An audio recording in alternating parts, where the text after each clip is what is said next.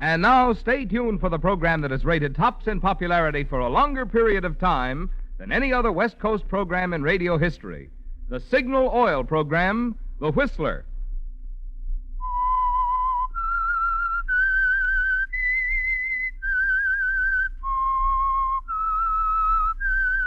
S-I-G-N-A-L.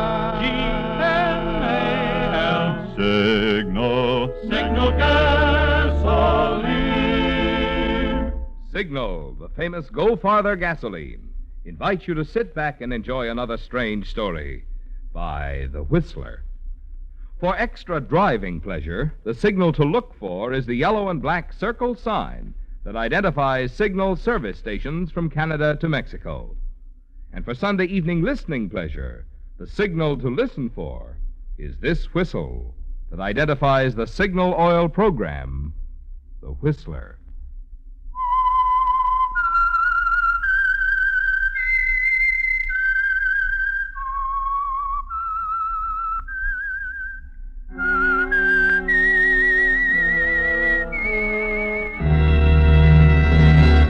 I am the Whistler, and I know many things, for I walk by night.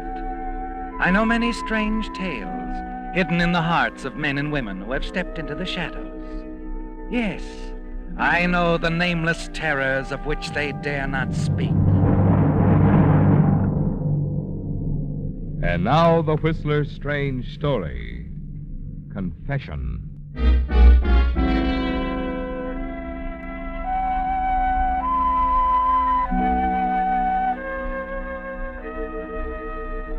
The group around Dr. Rourke's bed moved away as he beckoned with his last remaining strength, indicated that he wanted to be alone with his son.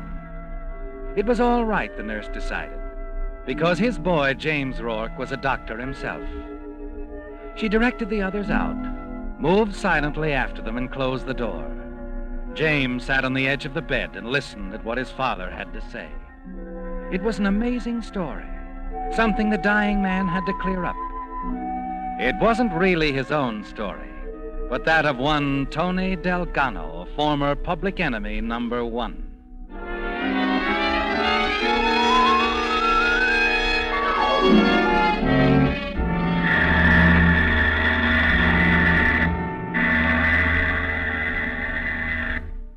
It was late. The steamer dock almost deserted when the big car pulled up near the gangplank. And Tony Delgado stepped out and turned to the driver. Salidi. Yeah, Tony? Not Tony, you fool. You want me picked up before this tub even sails? Okay, not Tony. What do you got on your passport? Tony Delgado is no more. The boss is now David Delmas. Delmas. It's kind of close, isn't it, Mikhail? Should be close, Chief, so you don't slip. I'm not slipping. Just see that you guys don't. You do any singing, Salidi, one little bit... Why do you now... always think I'm going to be the opera star? I don't sing to nobody. See that you don't.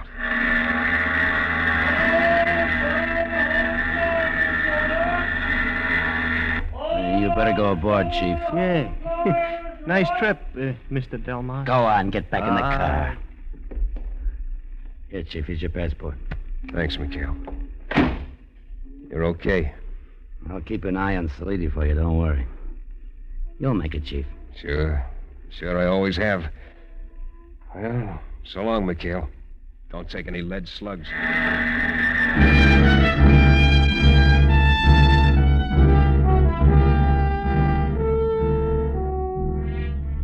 You watch from the rail as the lights from the Golden Gate fade into the distance.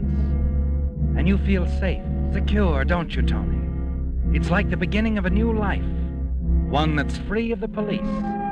A new life under another name, David Delmas. You enjoy it even more only a few hours later at a cocktail party on board, when you manage a meeting with a very exciting girl, Sharon Phillips. You feel a sense of amusement inside as you introduce yourself in the ship's lounge. No, not at all. Delmas. David Delmas. Oh, it's a pleasure, Mr. Delmas. Well, they say that shipboard friendships sometimes lead to all kinds of things. Oh? May I get you another cocktail? If you like. Manhattan, please. Sure. Oh, just a moment. I want you to meet someone. An old friend. Oh? Doctor. Oh, Dr. Rourke. Rourke. Over here, Doctor. Oh, hello, Sharon. So you decided to take the trip after all. Uh-huh.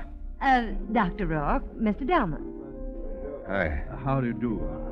I'll get that drink for you, Sharon. Oh, and hurry back, won't you? Yeah, sure.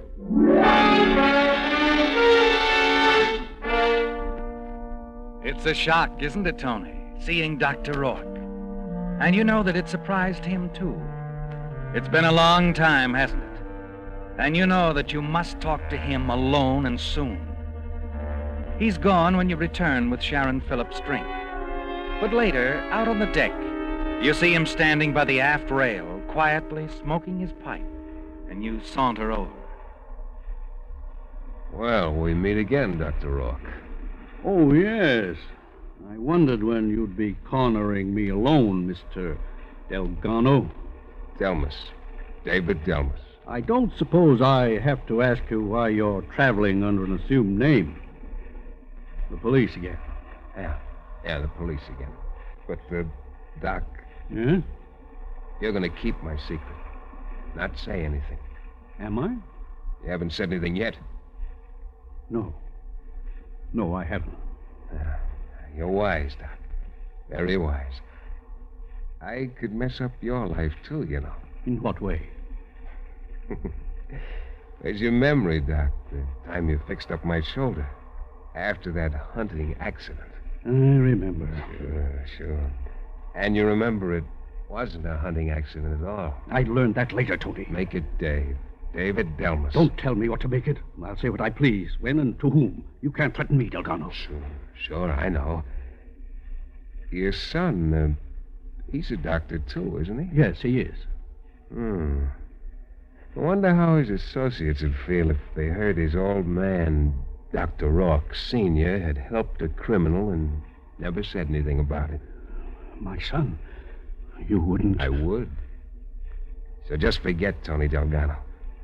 Or your son, young Dr. Rourke, will have his life messed up, but good. I see.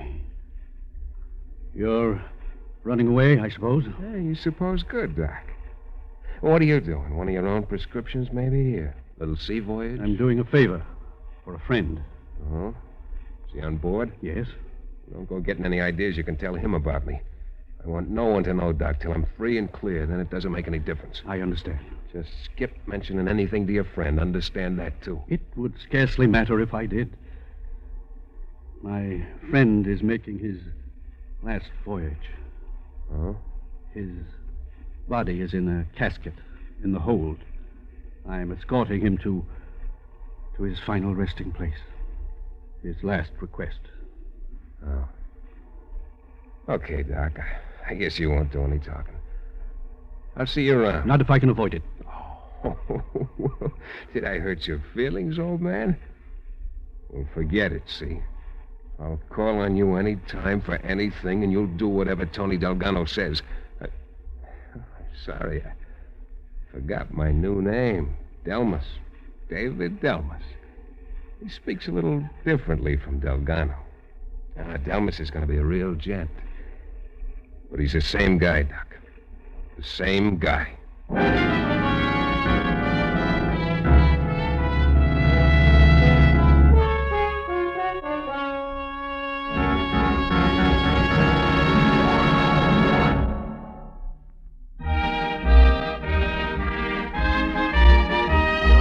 H.F. Hansen of San Diego is the Whistler fan to whom we are sending a $20 Signal gasoline book this week as a token of our appreciation for writing this limerick. There was a young man from Del Mar who traded his horse for a car. After many a test, he found Signal gas best, 'cause it made his new car go so far. Signal, signal, signal gasoline. Your car will go far with Go Farther gasoline. We're glad that our friend from Del Mar found Signal gas best, but he really wouldn't have had to make all those tests if he had just followed the lead of that increasing number of drivers who each year are switching to Signal. In fact, so many drivers have switched to Signal that the number of independent Signal stations has grown and grown, from a modest beginning in Southern California into an organization serving 6 western states from Canada to Mexico. Wouldn't you like to discover what has made so many folks prefer Signal gasoline above all others? Then next time your gas tank gets thirsty, just remember the advice on those Signal billboards you've seen. Next time, fill up with Signal, the famous Go Farther gasoline.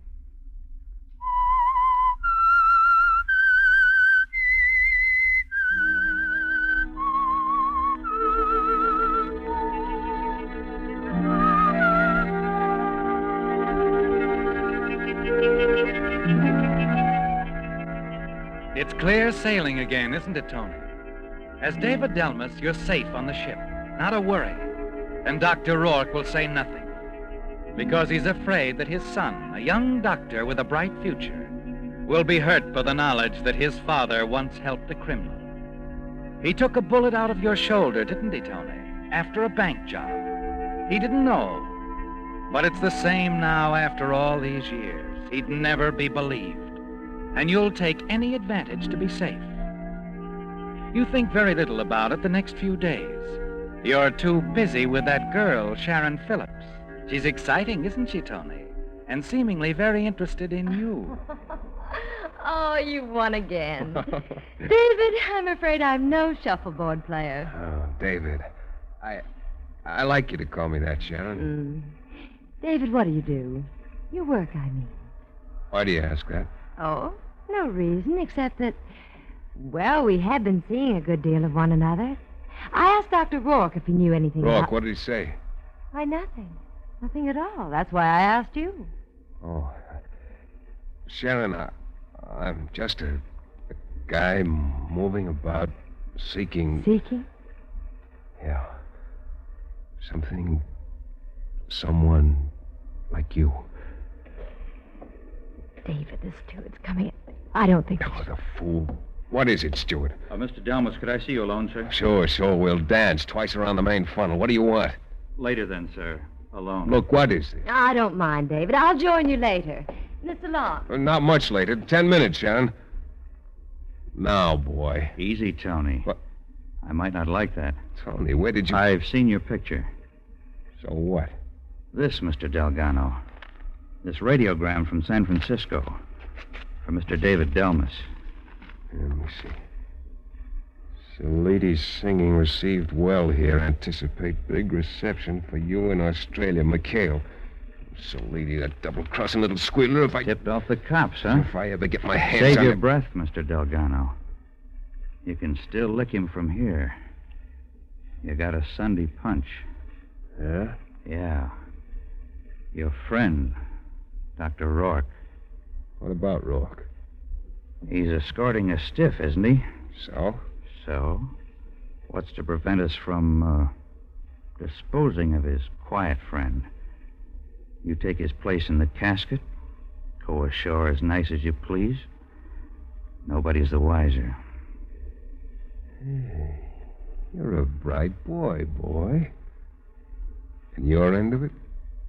Just give me a little help, that's all. Help? Yeah. Maybe you could get a little package ashore for me. What's in it? $1 million in diamonds. You just take it in with you, deliver it to me later. We both get a break. I'll pick it up after you're safe on shore. What do you say? I'll have to think it over. I'll get in touch with you. Okay. But remember, it's your only chance.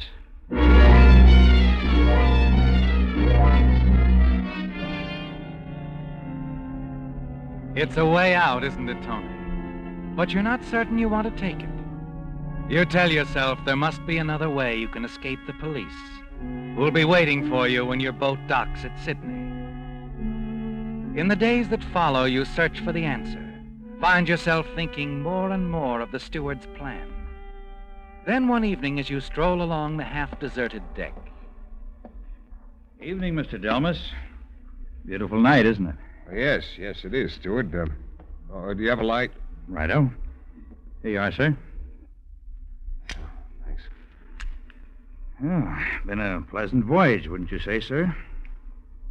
Too bad it'll all be over soon. Dock day after tomorrow, you know.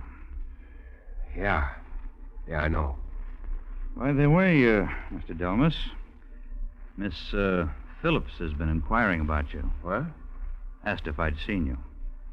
She's in the lounge. Oh, thanks. Nice young lady, that Miss Phillips. Seems quite taken by you. If I may say so, sir. That's so? I got eyes, you know. Yes, sir. Very attractive woman. Lots of money, too, I hear. Too bad if anything happened to spoil your beautiful friendship. Like the police. Hey, Mr. Delmas? Yeah, it would be too bad. Been thinking any more about my proposition? Sure, I've been thinking about it. It's a deal? It's a deal. Bring the package to my stateroom in 10 minutes.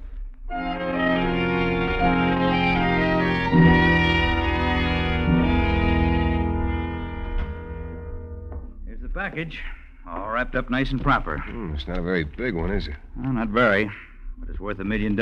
What's your cut? $20,000 on delivery. All right, beat it. I'll take care of things from now on. Is Dr. Rourke in it? Not yet, but I'll handle him. You understand that part's between you and the doc. Sure. Well, gotta get topside. All right, just a minute. Yeah? How do I get this package to you when I'm ashore? Don't worry, Tony. I'll be close by. All the time.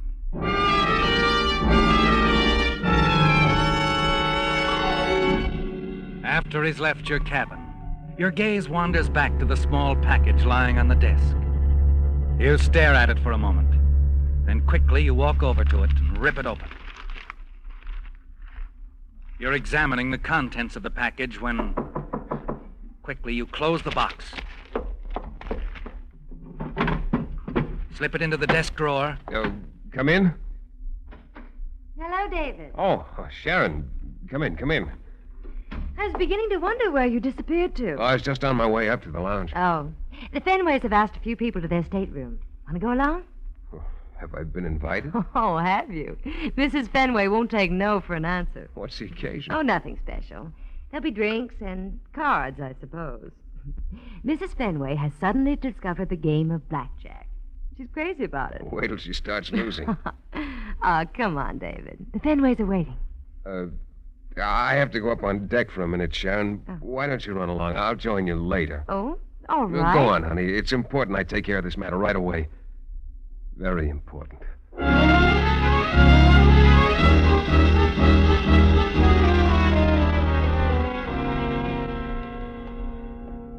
Oh, steward. Huh? Oh, Mr. Delmas. I didn't see you.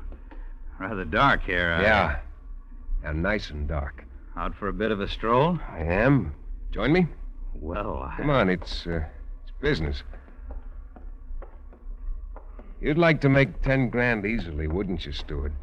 10 grand? When I left the States, there was a reward out on me. 10 grand. Is that so? Yeah, that's so. You knew about that, didn't you? Why, no. No, I didn't. You figured you'd like to collect, didn't you? Why, I don't know what you're talking about. You wanted to hide me out where the cops couldn't find me, then you'd lead them to me. How am I doing? Oh, that's crazy. Why would I turn you in for 10 grand when you're holding a package for me that's worth 20? I opened it, Buster. You opened it? Yeah. All I found was a handful of dime store glass. Now, how about it? Now, wait a minute. You got me all wrong. No, I don't think so. What are you going to do? You're a smart punk. You can figure it out, can't you?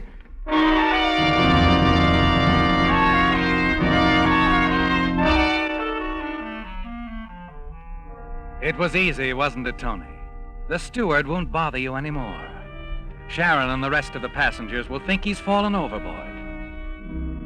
When you retire for the night, you're confident you're in the clear, that your plan can't fail. Then the following morning, there's a knock on your stateroom door. Come in. Your breakfast, sir. Oh, thank you. Set it down here, will you? Yes, sir. You're new, aren't you? Where's the other steward I had? Well, it's rather odd, sir. He's disappeared. What? The ship has been searched. He isn't aboard. Are you sure? Yes, sir. One of the passengers on the deck last night thought he heard a splash. You mean the steward might have fallen overboard? That's exactly what might have happened, Mr. Delmar. Oh, Dr. Rourke. Good morning. Good morning. That'll be all, Stewart. Yes, sir. Too bad about the steward falling overboard, wasn't it? Yeah, tough. Well, accidents will happen. I don't think it was an accident. You join me, Doctor? Thanks. I've already had breakfast. The eggs look good. You sure you won't have... No. You were saying, Doctor... It wasn't an accident, was it? Accident? Oh, you mean the steward. How does it feel to be a murderer? I've often wondered. Have some coffee, Doc? He knew too much about you, didn't he? I noticed from the first day when he saw us talking together. He was rather inquisitive, in a guarded sort of way. Probably recognized you. He was a smart little operator, Doc, but not smart enough. I hated to do it, especially after he'd given me that bright idea. What bright idea? Way of getting off this boat. You see, the police are going to be waiting for me when the boat docks in Sydney. What? Mm-hmm. Sit down, Doc. Sit down. You know, it's going to be tough for both of us if they grab me. Tough on your son, too. What are you going to do? Well, there's a way I can slip past them, if you'll help. And I'm pretty certain you will, Doc. How? You told me you're accompanying an old friend to his final resting place. Yes, that's right. Sure. And that's how I'm going to slip off this boat. They'll never think of looking there for me. You're not suggesting that... Right again. We make a switch. No, I can't do that. I won't. Relax, Doc, relax. You can't ask me to do such a thing. I'm not asking, I'm telling. What's more, you'll keep your mouth shut or you know what happens to your son. Now beat it, huh? Now, listen to me. We'll be talking tomorrow night. I'll let you know in plenty of time. Plenty of time.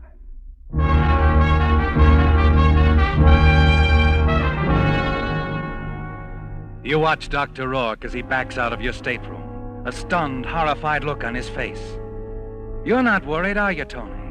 You know he'll go through with it for his son's sake. You spend the rest of the day with Sharon, enjoying the deck games, chatting pleasantly with the other passengers. And then early that evening, when you've just finished dressing for dinner, you pour yourself a drink. A knock on your stateroom door interrupts your first sip. One of the ship's officers steps into the room. Yes, what is it? I'll have to ask you to come with me, sir. Oh? Captain wants to see you. What about? If you'll come quietly, Mr. Delgado. Delgado? We've just received a radiogram from the San Francisco police. Oh, I see. Mind if I finish my drink? Would you care for one? If you'll come with me, sir. Oh, come on. Have a drink. An instant after you throw the drink in his face, your fist connects with his chin, and he slumps to the floor. Quickly, you close the door, stand for a moment with your back to it, your mind spinning wildly. They've discovered you now, haven't they, Tony? And you've got to move fast. Leaving the unconscious officer sprawled out on the floor, you hurry to Dr. Rourke's stateroom. That's what I said. Now. It's got to be now. But we don't dock until tomorrow. Sure, but as soon as that officer wakes up, they'll be tearing this boat inside out looking for me. Please, Delgado, don't ask me to Look, do I this. haven't got time to argue. Get going. I'll wait here for you.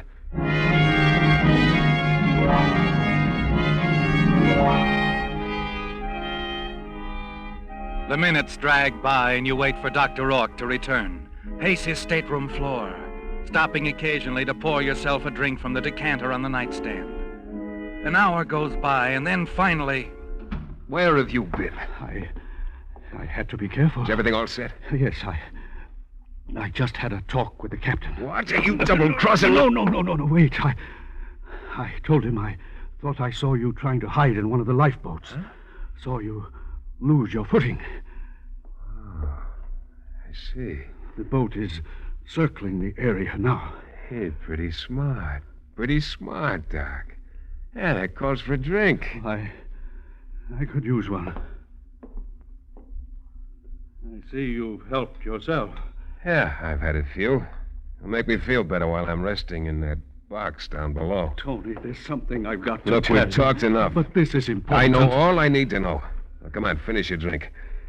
We're going down into the hole where you can make me nice and comfortable. But, Tony... I said come on. I don't want to talk about it anymore. Very well. You seem to be giving the orders.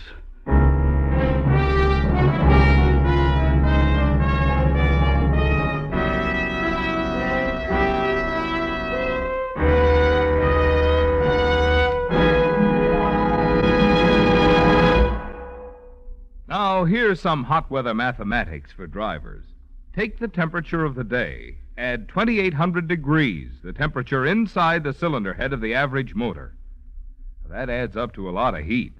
Good reason why your motor needs the protection of the improved type Signal oil that's engineered to stand up under heat. Signal Premium Compounded Motor Oil. You see, in addition to 100% pure paraffin base, Signal Premium contains scientific compounds that do things which oil alone cannot do.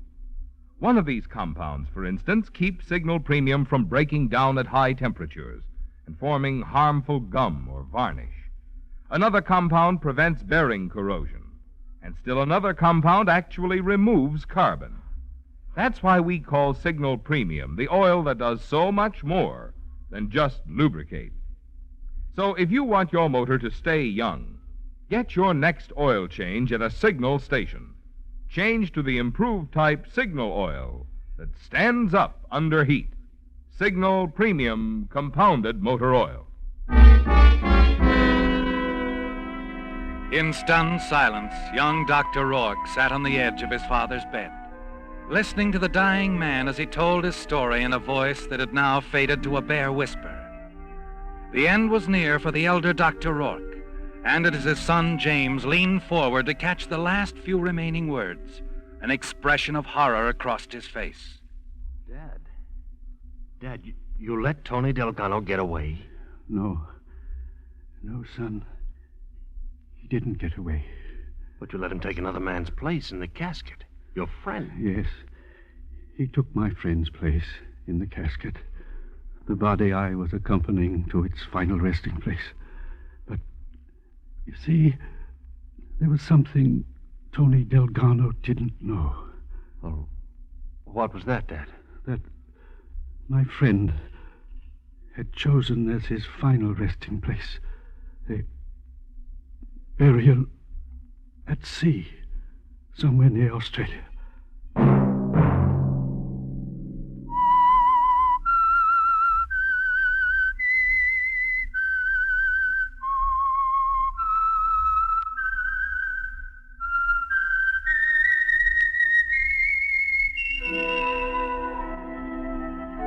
Let that whistle be your signal for the Signal Oil program, The Whistler, each Sunday night at this same time. Brought to you by the Signal Oil Company, marketers of Signal gasoline and motor oil, and fine quality automotive accessories.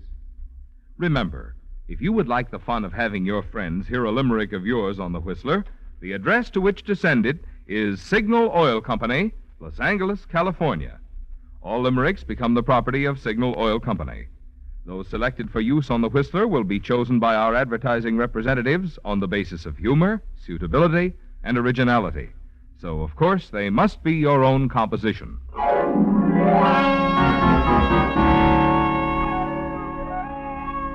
Featured in tonight's story were Ira Grossell and Herb Butterfield. The Whistler was produced by George W. Allen, directed by Sterling Tracy, with story by Joel Malone and Adrian Jean Dole. Music by Wilbur Hatch, and was transmitted to our troops overseas by the Armed Forces Radio Service. The Whistler is entirely fictional, and all characters portrayed on The Whistler are also fictional. Any similarity of names or resemblance to persons living or dead is purely coincidental. Remember, at this same time next Sunday, another strange tale by The Whistler.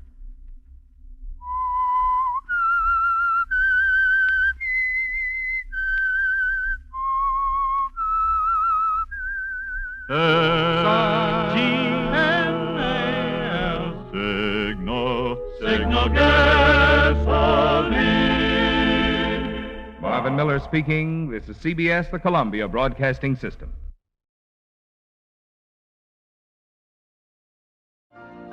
You've been listening to the OTR Gold Network.